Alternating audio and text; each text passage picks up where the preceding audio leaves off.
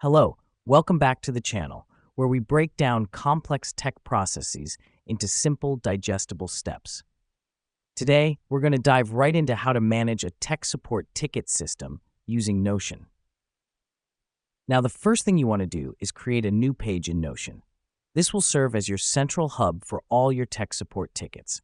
The reason we do this is to keep everything organized and in one easily accessible place. Next up, you'll want to click on the Table option. This will create a new table on your page. Now, why do we do this?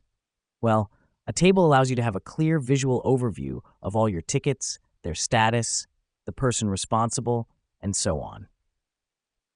Once you've got your table set up, it's time to customize your columns. Here's what's happening behind the scenes. Each column represents a different type of information for each ticket. For example, you could have columns for ticket ID, issue, assigned to, status, and due date. This helps us because it allows us to track the most essential information for each ticket at a glance. Now that we've done that, let's talk about managing the tickets. Every time a new ticket comes in, you'll want to add a new row to your table. Fill in the information in the relevant columns.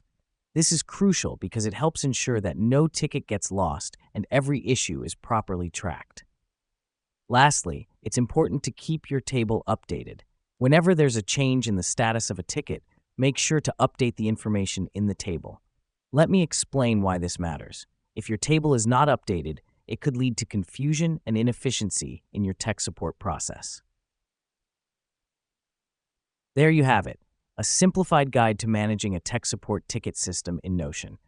Remember, the key to efficient ticket management is keeping everything organized and updated. Thanks for joining us today, and we'll see you in the next tutorial.